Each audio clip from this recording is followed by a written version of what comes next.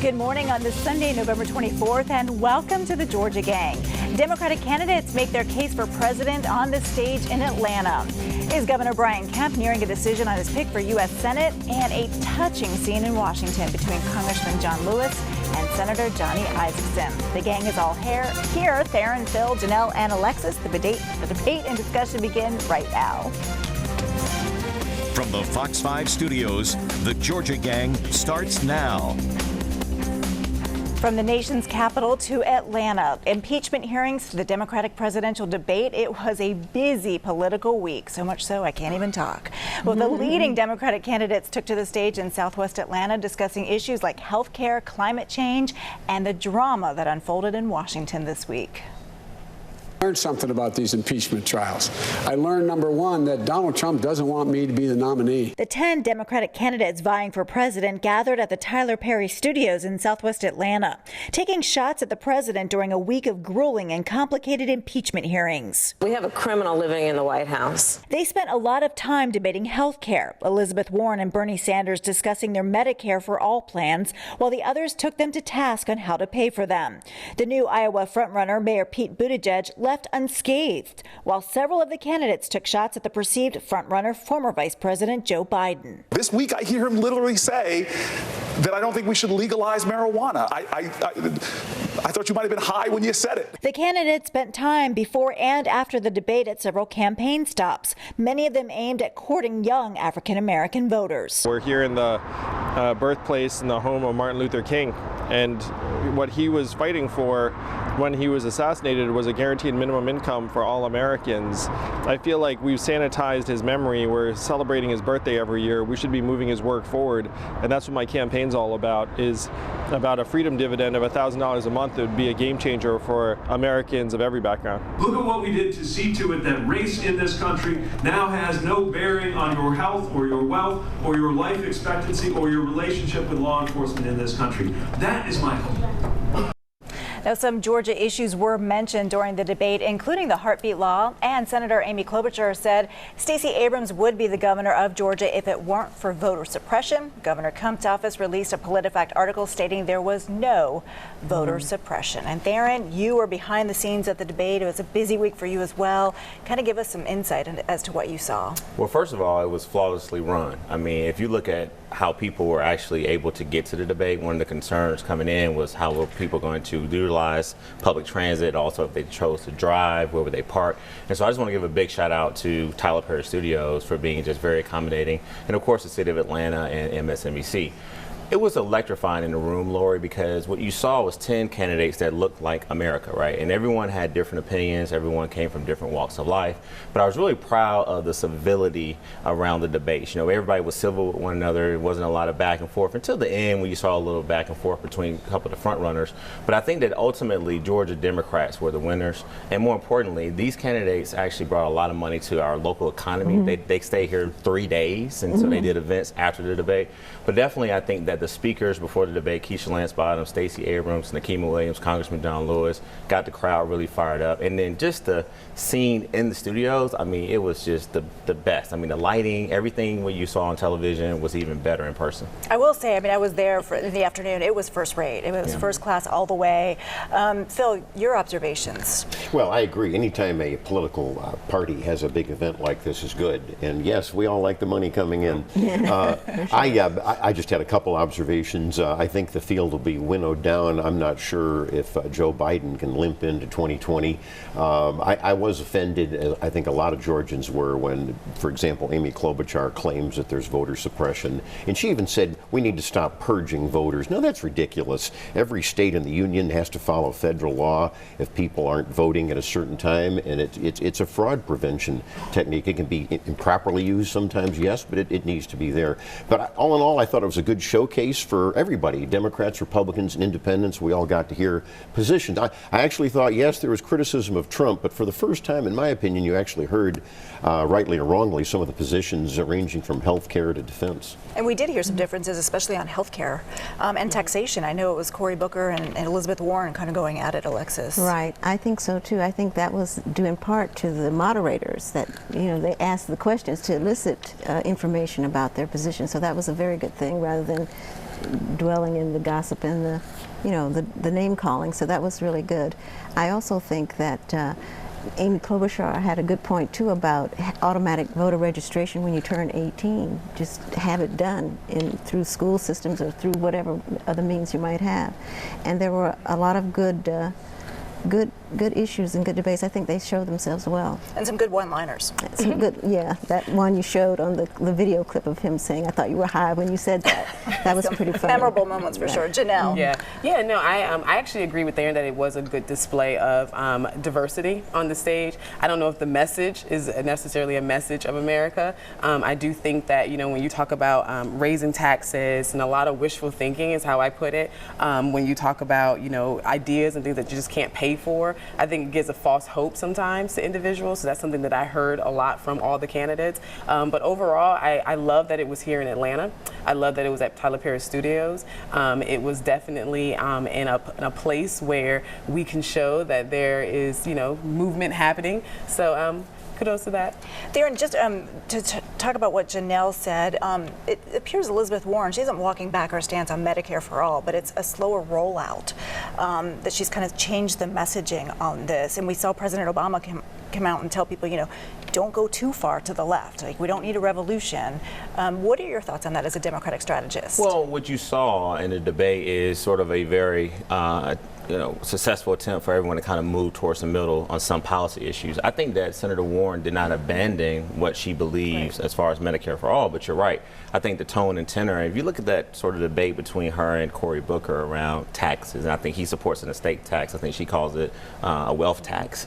But I do think that you will see, with now less than 6 weeks, almost 6 weeks to go before the Iowa caucuses, you'll see a much more poignant message from Elizabeth Warren's campaign. And then you'll see some of the Democrats too start to maybe back off for a little bit. But the other guy who got out of there unscathed, and you said it in your piece, I was very shocked that people did not go after Mayor Buttigieg. I was too. The other thing is, I don't think he did himself any good at the closing when he raised Maynard Jackson's name by saying he created the middle class, which was like crazy because he's like third, fourth generation of middle class in Atlanta, and that shows his lack of knowledge about the black community. But Senator Harris actually did a lot, and then also she was strong too. And big shout out. All the HBCUs are a winner. I mean, each candidate, I think, upwards of maybe 5 of them visited one of our historically black colleges and universities to do events. And so I just want to thank them for really highlighting the HBCUs in their debate, but also spending some time and money there. Okay, I want to move on to one other really important issue here, and that's that the AJC reports President Donald Trump is weighing in on Governor Kemp's pick for the U.S. Senate and pressuring the governor to pick Congressman Doug Collins. Now, if Collins isn't picked, he might consider running anyway. He said he said it himself. Yes. So, Phil, this could be quite a showdown here. What's going on? Well, the governor said he would choose from whoever applied, number one. And so Kelly Loeffler was made news this week. She's a businesswoman from Atlanta, and she's a co-owner of the Atlanta Dream, a philanthropist. Her husband is Jeff Sprecher, of course, from the Sandy Springs-based ICE that owns the New York Stock Exchange. I think the governor has got a decision to make, and he's probably going to make it soon. Do I go with Doug Collins, the congressman? What are the pros? What are the cons? Same with Kelly Loeffler or somebody else. It could be perhaps another person. I think there's probably a loose agreement between Senator Perdue, who's up for re-election, and then the governor, and then the president, that whoever it is, has to generally agree with the top policy issues of the Trump administration. I think that's a loose agreement. So my question is, Theron, is this the governor's choice to make, or is this President Donald Trump's choice to make? Well, it's the governor's choice, but I think that, and I've heard from a lot of high-ranking Republican officials in the state this week, and Phil knows this too. I think he probably can't say it as explicit as I'm about to say it, but they are just like, okay, what's going on here? I think there are some that are really concerned that this process was a little too long.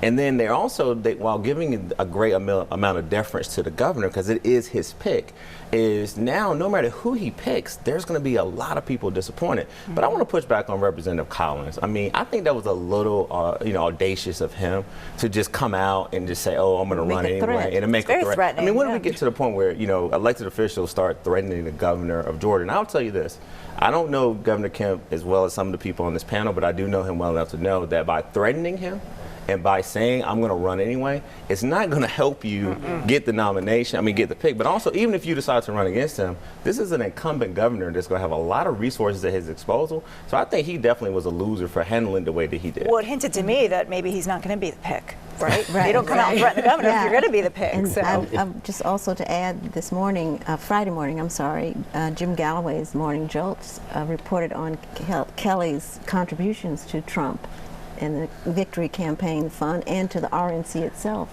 And a lot of the establishment Republicans are pushing. And no doubt she's strong on Trump. I would say that Kelly Loeffler would be a very good choice. I've gotten to know her and her husband in recent years. I think she's a constitutional conservative. I've actually talked to her on issues ranging from illegal immigration to health care, and I think she's pretty solid. All right, another political outsider. It sure will.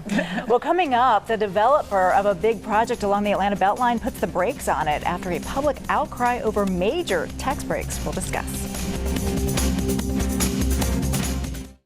Have a question or comment for the Georgia Gang? Email them at georgiagang@foxtv.com.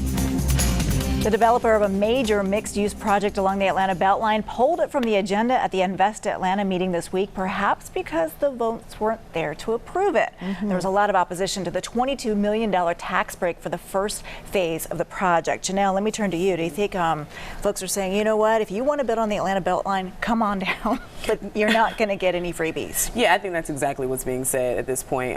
But I will say that, the BeltLine has shown that it does bring in revenue, and what has happened so far. I'm actually excited to see what it develops into. I know there was a lot of talk around the gentrification piece of it, but I think that so far, the BeltLine is doing really good for the city. So good for him to have the patience to pull out before it becomes a big issue at council. But other than that, yeah, I think he is realizing that. Theron, weigh in on this. Well, full disclosure, I'm on the Atlanta BeltLine Partnership Board. So for our viewers, there's the Atlanta BeltLine Inc., which sort of runs the BeltLine, but also the Atlanta BeltLine Partnership, which raises funds and attracts developers like this. And so I think, I don't want our viewers to think that this is over, because at the end of the day, Atlanta BeltLine is one of the highlights that is displayed all over the world to attract people to Atlanta. I was just out there this week, and it's just a great opportunity for people to, take their families out there and to live and work. And I agree with Janelle that, let's not forget, there's a huge commitment by the city and the city of Atlanta residents to complete this wonderful project. But I do think that Janelle is right when you say, look, the votes are not there. Let's not blow this up even more than it is. So I think people are going to huddle. They're going to get back in the room. They're going to figure out how to fix some of the incentives that was there. But I think ultimately it will move forward, and I think people will be very happy with the results. I agree with that. It is one of the hottest real estate markets, and I have to say, if there's unanswered questions, it's best to have pulled it and then get the questions answered. I think you got to know, whether it's at the local level like this or even in the state legislature, you got to know when to hold them and fold them with these tax breaks, special interest tax breaks. Well, unanswered questions, but I think there weren't enough votes is what the real deal was there.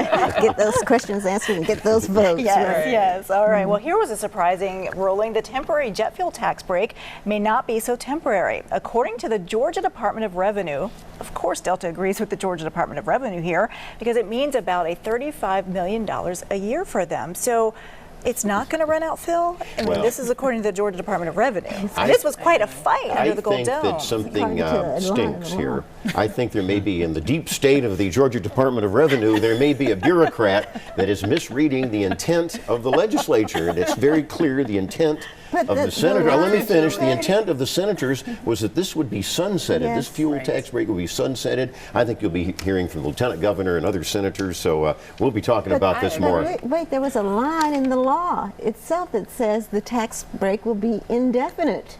Well, that is. Whoops. Did a lawmaker not read the whole law? Well, I'm shocked that might happen. I'm shocked that might not happen. They don't read 3/4 of the stuff, right? As a registered lobbyist, every single legislator, he or she reads the bill in its entirety. Of course. Yes, they just missed this line by chance. I don't know how they missed that. I think they missed it on purpose. Maybe they missed it on purpose. I think the argument will be on legislative intent, and that would be interesting to see. I think you're going to see a big fight on this. office. It's that word indefinite. Just, I don't know. Yeah. What does that mean? But most What's states do not have a jet fuel tax anyway, so I don't think it's that big of a deal to a certain degree. But it's a negotiating tool in the legislature, though. That's the interesting part. Well, and also for Clayton County schools, too, they get money from that. Yeah, since Clayton County has been ripped off and doesn't have the right. And the school board is looking to levy taxes. Yeah, the airport's never treated Clayton County well. Never. Totally never. Yes, it is, and you know it. You know no, it. because I do think that the city should give a portion of the funds that are coming to Clayton. I talked to Mayor Bottoms about this. This is going this direction, and I would say that on her behalf, she told me that look, the city is empathetic to some of the challenges, financial challenges that Clayton County has with the airport. So there have been meetings, and they're trying to work on a solution that works for both parties. And so while there is the empathy there for it, I do think that the Clayton County delegation has got to be very careful how they treat this, because while you do deserve more funding from the airport, don't start getting involved in sort of Atlanta and airport politics that ruins your opportunity to work with the city of Atlanta to try to figure out. There's been empathy for years, but they've still been ripped off. No money there. Delta has been giving them funds from their foundation up to this point in Delta lieu has of been the generous, fuel right? taxes. The city of Atlanta is just trying to figure out a legal pathway to make sure that it doesn't violate any type of laws or procedures in its original master agreement with the airport in Clayton County. So I do think there is some political will there, but also you got to find a legal path. That's right. Well, we were going to discuss the stay tuned. voting machine reports, but we got to move on. So, the Cobb County Sheriff is in a battle with the State Ethics Commission over subpoenas aimed at his campaign finances. Stay tuned. Join the discussion on the Georgia Gang Facebook page and watch past episodes on the Georgia Gang YouTube channel. The AJC reports Cobb County Sheriff Neil Warren is fighting the subpoenas from the Georgia Ethics Commission looking into campaign finances and the operations of his office. Now, this stems from a look into his corn boiling fundraising, did I say that right? Fundraising event where he partners with the Cobb County Youth Museum. Now, Phil, you get on Mayor Bottoms and former Mayor Reed about transparency, so I want to ask you, shouldn't the same rules apply here? Why not just give them over? Absolutely. I get on everybody, regardless of Democrat, Republican, Independent, whoever. The sheriff does have to make a full release of the corn boiling proceeds and where they go. This corn boiling has been going on for years. Now, having said that, isn't it amazing that the Democrats want to solidify control over Cobb County? They want to knock out the county commission chairman. The sheriff has been targeted for years. They don't like him because he's law and order sheriff. And so all of a sudden the AJC does what it does, a political hit piece on Republicans. And so if he fully explains this, I think as he goes in, I'd rather this come out now and he takes care of it as we go into 2020, then I think Sheriff Warren's campaign will be on a good course. And he's done a lot for the youth in this Cobb County Youth Museum. We just need to see the facts. This is a philanthropic He says effort. he's done a lot. We have to see how nothing has been said for years about the court. All of a sudden, as he runs for re-election, this comes out. Well, Phil, I want to make sure you don't forget to remind our viewers that Cobb County, and Alexa said this during the break, so I don't want to take her, response away from her. But Cobb County is a blue county, and it's a Democratic county. And Hillary Clinton did carry it. You're absolutely right. However, it's the biggest Republican vote generator in the state. East Cobb is a Republican stronghold, so Cobb Countyans hopefully will come out heavy in 2020. It doesn't make any difference really if the Democrats carry Cobb, because it is a statewide election. No, I just think at the end of the day, I'm very happy that Phil, has held this sheriff to the same standards. I've always held everybody to that standard. I don't know why everybody's surprised. That he holds, Mayor Bottoms and his held former Mayor Reed. You haven't been on the show. Neither of you two have been on the show. I've attacked Republicans for years. Yes, you have. I will say that. For years. And you have defended both too. So the report on the new voting machines pilot is in. Some of the machines were rebooting themselves in the middle of voting. There were problems at check-in, and my favorite, someone tried to insert their driver's license into the machine. So I think, there's a few problems that's here. Number one, you can't vote. We can't ever forget Phil's opportunity to vote twice. Yes, Janelle, they say they have fixed that. I hope so. Janelle, the Secretary of State's office says that this is all coming down to training. It's just more training. Yeah. You think we'll be ready? I think so. I have been critical of the machines, but one thing I do know is that we need something different. It's time. It's been a long time since we've upgraded our machines. I will say that when you look at 45 incidents out of about 28,000 votes cast, I don't think we're looking at a major problem. And then you're right, like putting your driver's driver's license in the machine. I mean, that is human error, and you really can't stop that. So I think it does come down to training, and I have full confidence in Secretary Raffensperger in the office. Well, I hope they will really focus on it and make sure that everything is in place and that they've made sure that all the errors have been corrected, because it could be a terrible thing. And to Phil's point about it being a local issue, then it needs to be a statewide supervision of this. Well, that's right. They're all machines. 159 counties, but it does have to be statewide supervision. And Alexis gets a kick out of this, especially when I gave my report that of voting twice. The Secretary of State's office has assured me, and they sent me a picture of a big black lockbox where you can't do that. It'll drop right into this lockbox that'll be carried away. So I like to think in my own small way I instituted You really did help. You did. You're welcome. Voting Yeah, that One thing I was want to say good. really quickly is that, while, this is, sort of, we're being funny about it, but it's really a serious matter, Very because at a time where, whether you're Republican, Independent, or Democrat, we're about to have the most important election in our lifetime, I believe, in 2020. And so with a presidential primary right around the corner, and then Lord knows if something happens in November, I just think that we got to get out of this testing phase. I mean, we've been giving him a lot of deference and a lot of cover on this show since January. We're now in November going into the end of the year, and we're still having problems with these machines. So I think the Secretary of State's got to get his act together, and he's got to make sure that this is done right and is secure and people really have confidence in their voting system. And I don't disagree with that. There's a real quick footnote, though. Remember that there's under the state law, and I don't like this, it ought to be changed, everybody ought to agree with this, that the early votes are not counted until 7 o'clock that evening. So they should be counted a lot sooner. So Cobb and Fulton, just as a warning, they're still going to be late because of this state law, and they can't count that. That's not going to solve the problem. You're right. Well, a touching scene in Washington that I really want to get to. You heard that right. It was a touching scene in Washington this week where members of Georgia's congressional delegation gathered in the House to pay tribute to the retiring Senator Johnny Isakson. Not a lot of dry eyes in the chamber when Congressman John Lewis walked over to give the Republican a warm embrace. It's the way it should be done, right? I think everybody ought to like scenes like that, and we don't see bipartisanship like that very often. We ought to see it more. The media now, sad to say, obviously, you get clicks on social media, or you sell papers or get ratings.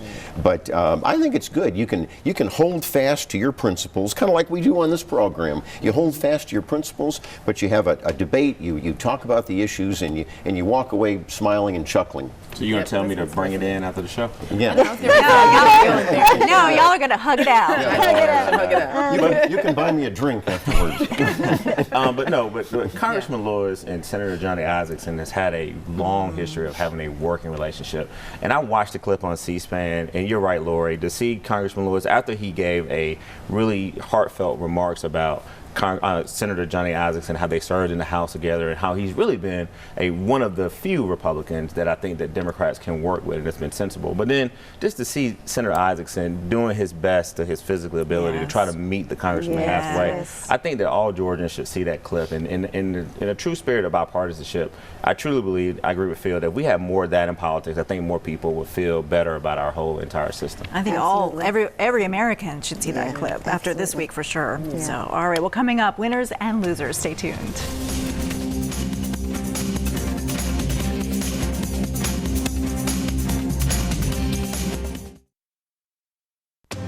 Time now for the week's winners and losers.